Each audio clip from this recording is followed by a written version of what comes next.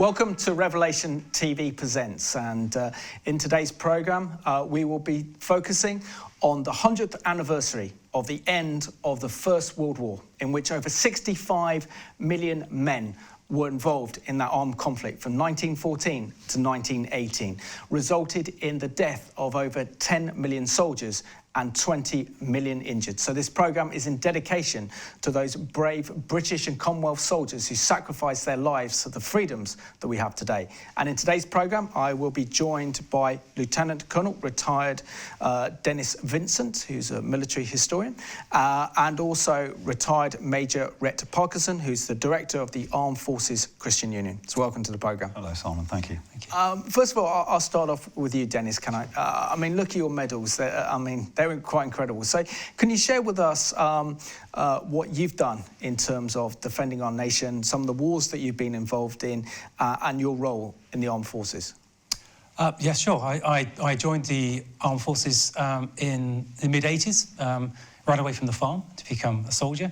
And I was commissioned into a unit called the Royal Anglian Regiment, an infantry battalion. Through the 90s, I spent 6 years in Northern Ireland, doing various works there for counterinsurgency, both with my battalion and on the staff. And then in later career, I've served in Iraq, Afghanistan. My last tour of duty was working with the United Nations in the Congo, the DRC, trying to assist in the humanitarian effort there. I spent the majority of my career in the unit, a frontline unit. My last job was actually as overseeing the training at the Royal Military Academy Sandhurst, and it's there I left the army to become an academic, and that's what I'm doing now. Excellent. And can I say, what impact does it have being a Christian and also serving in the armed forces? I think it's actually really important. For the first half of my career, I wasn't a Christian, and I became a Christian in my mid-30s when I was at the rank of major through a series of events. I found out my nickname before I became a Christian was Darth Vader, because I was actually quite a dark and menacing character. And I think after that I became a much better leader, and that compassion and empathy you have with your soldiers really pays off. They really warm and respect a Christian leader. And I now spend time with the officer cadets at Sandhurst, both Christians and non-Christians, get them to understand the strength of being a Christian in the armed forces and why it's important. Excellent. And Rhett, it's an absolute pleasure to have you on the programme, and thank you for helping me do the previous programme I did with the boys from the RAF, which was great, so I appreciate that, and the work that all of you do at the Armed Forces Christian Union. But again, you've got some quite impressive medals there, so can you tell us some of your distinguished military career? Well, I think it reflects really some of what the British Army in particular, but armed forces, Navy and Air Force as well, has done in the last 25 years. I did 20 years as an officer cadet officer, a commissioned officer in the Royal Engineers, and deployed to Bosnia with the United Nations in the mid-90s, and again Kosovo at the end with NATO in the late 90s, 99. Went to Ireland for a couple of years, Northern Ireland as part of the headquarters there. And then actually I was in the last, the drawdown, the Operation Telic 13 in Iraq, in Basra, as we pulled out handover to the American Army there. And then my last tour as I left the Army in 2011-12 was called Operation Herrick in Afghanistan, working with the US Marine Corps. 2-star headquarters in the southwestern Helmand province. So, yeah, and it's I suppose I'm slightly unusual in that, thankfully, I never went twice back to the same place. But some of my colleagues did 3, 4, 5 tours of one place, either Iraq or Afghanistan, depending which units they were in. But it does it reflects, and even more so now, there are more operations than ever. I think it's currently the British Army is involved in 31 operations in 29 countries. So we are engaged in probably more operations than perhaps in recent years, and in more places. And can you share with us the very important work that you do as the director of the Armed Forces Christian Union? Thank you. Well, the Armed Forces Christian Union is a tri-service charity. and so it covers Navy, Army, Air Force, and in fact civil servants as well, in the MOD particularly. And it started in 1851 in the British Indian Army with a captain writing home to his church to say, please pray for me, it's a bit hairy out here, and pray for my soldiers, they don't know God, you know, and some things in 160 odd years haven't changed. And so out of that came an all-ranks organisation called the Army Prayer Union, and over time that has changed as the Navy joined, and then the Air Force and other organisations. So we do a number of things. We have about 1,500 prayer supporters, and they pray for and give generously financially to the charity.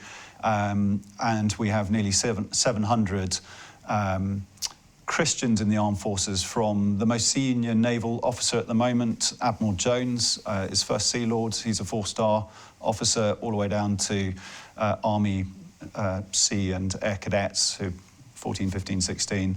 And we link individuals to prayer support groups or prayer support teams. So needed. Wonderful work. Dennis, we're here to mark the 100th anniversary of the end of the First World War. And I remember that obviously during these last 4 years, there's been quite incredible memorial services, particularly on the battlefields on the Western Front. But can you share with us how the war started on the 2nd of August in 1914? Yes, sure. So, as you probably know, the tensions had been rising in Europe, especially in the early part of the century, and a series of alliances had been formed. But there was Europe was a different place than it is now. There were far less countries and bigger empires. So the Austrian-Hungarian Empire is covering an area now where we have Austria, Hungary, obviously Czechoslovakia, and including some of the Balkans. The Archduke Ferdinand was the heir apparent to the empire, and he, on a visit to Sarajevo, was assassinated on the 28th of June, 1914. And this led to eventually a month later to the Austro-Hungary declaring war on Serbia. And that triggered off a whole series of other countries declaring war. And within a week after that, as you say, the British had declared war. And they'd gone to war over the invasion of Belgium by the German army. And Rhett, what would it have been like for ordinary men who really heard the call to fight and join the British Army under kind of the command of Kitchener, as it were, to fight for king and country, all that triumph, all that feeling of like, we're going here to defend Britain's glory and to beat the Germans. And yet the reality on the Western Front was something totally different. So can you share with us really what you felt those soldiers 100 years ago would have gone through? Well, in 1914, you had a professional standing army who were nicknamed the Old Contemptibles, and they formed the part of that sort of expeditionary force that we pushed into France and into Belgium very, very quickly. And that was the army based in Britain, but of course we had empire then, and so there was the British Indian Army, and there were units right across what is now the Commonwealth, but was back then the British Empire. And so I think as professional soldiers, people were quite confident. They were very well trained for the day. They were relatively well equipped, and there was a huge amount of optimism in that summer, autumn 1914. We'll go and bash the Bosch and be home for Christmas type thing. And I think when you haven't seen active service, it's quite exciting. It's what you train for, it's what you join the army for. I think the reality, by Christmas 1914, we pretty much had trenches going all the way from pretty much Switzerland all the way to the coast, to the Channel. And those conditions were pretty grim. We'd fought some very big battles and had some huge losses. And behind the professional army came the territorial army, who were kind of there deliberately for such a contingency. and they were the ones getting involved in the battles in 1915, and then Kitchener then made a call to the men, to the country really, and obviously the King was part of that as well, and that sort of patriotism and I guess nationalism of, well, we'll go and fight for King and for God, King and country, came to the fore. But towards the end of the war, we were getting desperate and having to conscript people. They didn't want to. They weren't the ones volunteering, and having to extend the ages that people could serve in different roles and so on. And the whole economy had gone to a total war, where the women were in the factories producing the shells. That was the critical path in terms of getting ready for the next battle to either defend or attack. And we wanted to attack to take back the country. So I think the early, very optimistic days of the army, and of course the navy was the biggest in the world at the time, huge, certainly compared to our modern navy. And over the war, the Royal Flying Corps Air Force came into being. So very optimistic, but I think just the brutal realities started hitting home, by the end of the big battles. Yeah, but you've got to remember, it wasn't just the British with this. The Kaiser told his army they'd be back before the leaves fell off the trees. Europe believed that this would be a quick war, and the German plan, as very similar to the Second World War, was to defeat the West quickly before the Russians could mobilise, and that's a common theme that you see. They realised they couldn't fight a war on both fronts, so yeah, around Europe there was this optimism that this wouldn't be what it became, I think, and based on previous wars that had been fought. Absolutely. So let's have a look now at this original archive film of the First World War. At last, I have got my orders. Dear Mother, please try to keep constantly before your mind what I have realized. If at this time we think of ourselves and of those that belong to us, we shall be petty and weak. We must have a broad outlook and think of our nation, our fatherland, of God. At midnight on August the 4th, Britain declared war on Germany. By now, all the great nations of Europe had been sucked into the conflict. But the established view was that it would all be over by Christmas.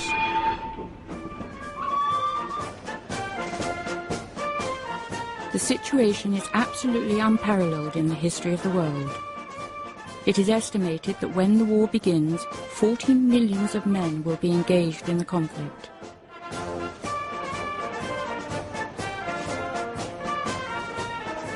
I don't think Britain really had a choice.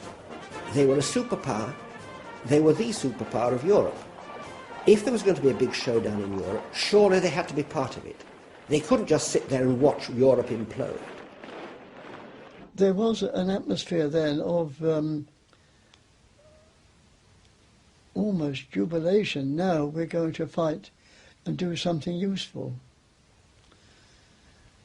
We didn't realise what war really involved. They were enemies with England, and that was always interesting to the boy of that age, and he was going to fight for England. The German army cut a swathe through Belgium. On August the 14th, the Germans entered the capital, Brussels. As civilians tried to resist, the German army took its revenge, in one instance executing 600 innocent Belgians. Some German soldiers began to fear what they had unleashed. To see those frightened men, women and children was a really terrible sight. By now the German soldier was frightened too, expecting to be shot from all sides. Ordinary Belgians had to flee. There are families of 7, 8 children walking along the road. The railway is their only hope. The youngsters don't understand. The others ask where they will be taken. It's an indescribable mess. As the Germans marched on, Britain was about to fight its first major European war for 99 years.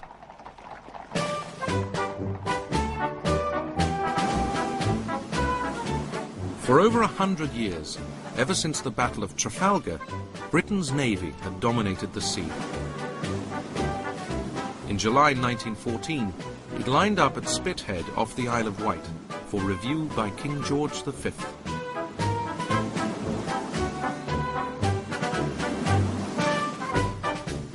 It was an impressive sight, but Britain's army had always been seen as much less important than the navy, and it was far smaller than its continental rivals. Now, in the autumn of 1914, the Prime Minister, Herbert Asquith, told the people of Britain and its empire they were facing the greatest emergency in their history. Every man and woman must do their duty. I remember in particular one Scottish regiment in full kilts, and it was absolutely thrilling to see a Scottish regiment on the march to the bagpipes. And there's something about the way the kilts were all moving together which thrilled me and all of us. Lord Kitchener of Khartoum was put in charge of raising a volunteer army, initially of 100,000 men. By the end of 1914, 1 million had joined up. I enlisted as a volunteer in 1914, September the 2nd. Myself and about 30 of my colleagues that I work with joined en masse. And Dennis, can you explain to us how the First World War ended up being a war, particularly on the Western Front, that was fought between trenches between the French and the British and the Commonwealth forces and obviously the German forces on the other side? How did it come to that? Yes, of course. So the German army, as we know, had this plan to basically march through Belgium into France, envelop Paris, and therefore end the war quickly. But the French managed to mobilise very quickly, and they, along with the British, who had mobilised and marched across to a river called the Marne, which is just north of Paris. And there was a huge battle in late 1914 called the Battle of the Marne. This stopped the German advance. And then the Germans tried to outflank the Allies, and it became a race to the sea. So every time the Germans went to outflank the Allies, the French or the British would be there to stop them. The British had a large engagement around the Belgian town of Ypres, and Ypres becomes a seminal moment for the British. It's the last big battle of mobile warfare, but it's also the last town in Belgium that we hold, and obviously the British have gone to war to save Belgium. So Ypres becomes a focus for the British Army. And at that stage, the machine gun and the artillery power is quite strong, and especially the artillery. And so people dig down to get out of artillery fire, and the lines go static. And Rhett, can you share something about your grandfather's background? You know, he flew one of the Sopwith camels during the First World War. Yeah, so he was he married old, and he actually never recovered later in the war. I don't think. I think he probably had what we would term now as PTSD. But part of the reason for that was having joined the army. He saw the flying machines and thought, well, you know, I fancy a bit of that, and became a pilot, ultimately flying one of the sort of best Allied fighters at the time, which was a Sopwith Camel aircraft, and but in the process saw so many of his mates killed. And he attributes the fact, talking to my father, I never met him sadly, that he survived the First World War and the Western Front because his squadron was redeployed from the Western Front onto the Italian front. And there it was never as vicious, and there weren't the kind of casualties. In fact, I heard, I don't know if it's true, that there was a bit of a gentleman's agreement between the German fighter pilots and the British pilots that they wouldn't shoot each other down. They'd sort of, go up and do what they needed to do in terms of reconnaissance or spotting or whatever. But certainly it was a much quieter front, and he survived, but never settled back into life back in Britain in the following decade or two. Yeah. And Dennis, can you explain to us why there were so many fatalities on the Western Front? And we're talking like thousands and thousands of soldiers can be mowed down in one day. Yeah. So you. In the British psyche, it's the first day of the Somme. That's the thing that people remember. 57,000 people killed on that day, British soldiers. Wounded or killed on that day. But for a lot of people, the Western Front was quite boring, and it was slow attrition. So artillery fire was a major killer. Artillery fire shrapnel had been invented. The steel helmet comes into use. Before that, the British had gone into battle with a peak cap, and the Germans with a leather helmet. But a lot of head injuries. So as technology starts to change, so people develop ways of getting around that. But you still have these big set-piece battles which cause mass casualties. There were 5 big battles that the British were involved in. And the first one, in 1914, is this Battle of the Marne. 1 million casualties on the battlefield at the Battle of the Marne. When you get into 1916, as people know, the Battle of the Somme, again, over 1 million casualties in the Battle of the Somme. And then you have the Third Battle of Ypres, known as Passchendaele, which again is very much in the British psyche, the idea of the mud, etc. But nearly 500,000 soldiers are killed in the battle and injured in Ypres.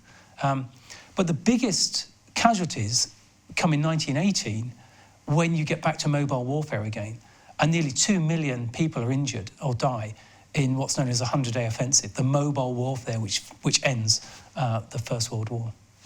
And Rhett, the First World War really can be described as the first industrial war, can't it? The technology, we had the invention of the aircraft, military aircraft, guns, to the extent of firing huge cannons in far distances. We also had submarines. And so therefore, how much did technology really drive this actual war that resulted in so many casualties? Well, we had, I think, an inkling of it came in the American Civil War, and in fact the Franco-Prussian War in 1871-73. But we hadn't really identified, I don't think, what it would look like on a much, much larger scale. Certainly the casualties were there in those earlier big engagement set pieces.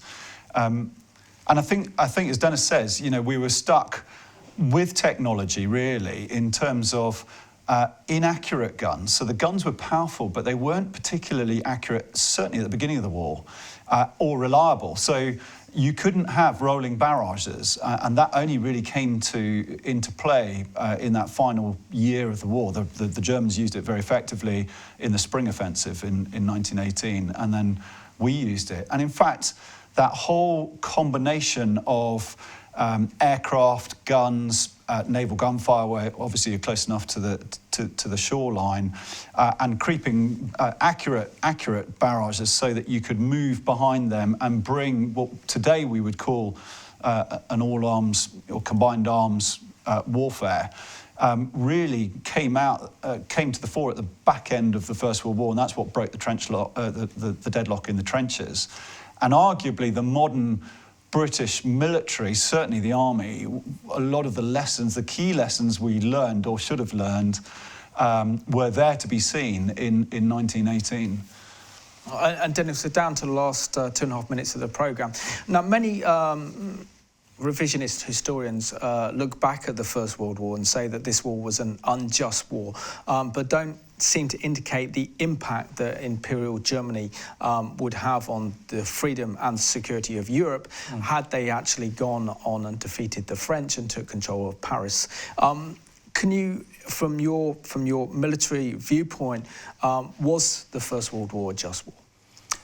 Yes, I explained earlier about the dominoes effect of the outbreak of the war, but when you look at the British reaction, it fulfills the 5 criteria of a just war action. Was it a just cause? Well, yes, it was. We had guaranteed Belgium's security, and therefore the legitimate authority declared war, which is two of those areas. Was it a war of last resort? Well, again, it was. The very much the alliances had been set up to avoid this, and it hadn't happened. But negotiations had been held, threats had been offered, and yet still the Germans marched through Belgium. And so you can see that was a legitimate reason. And one of the other points about a just war is do you think you can win it? You don't go into wars that you don't think that you can win. And at that time, the British army was quite small, as we'd seen on that clip, and the German army was very big. But when you put the British and French armies together, they were comparable. But we also had the Empire, and we also had the strongest navy in the world. And so the British declaration of war in August can be seen as being a just declaration. And finally, Dennis, how important is it that we remember the 100th anniversary of the end of the First World War? Well, I think it's been said before that you have to learn from your lessons in the past if you're not going to repeat them. And clearly it was a hugely devastating war. And I think if we don't reflect on how that has impacted the world as we see it today, the lessons that can be learned, then surely all those lives would be wasted. Rhett, Dennis, thank you so much for being my guest on this special programme to mark the 100th anniversary of the First World War. And I just want to thank you for watching this programme today. It's so important that we keep the memory of those brave and courageous British servicemen who gave their lives for the freedoms that we have today by fighting in the First World War as we mark its 100th anniversary. If I should die, think only this of me, that there's some corner of a foreign field that is forever England. There shall be in that rich earth a richer dust concealed, a dust whom England bore, shaped, made aware, gave once her flowers to love, her ways to roam, a body of England's breathing English air, washed by the rivers, blessed by sons of home.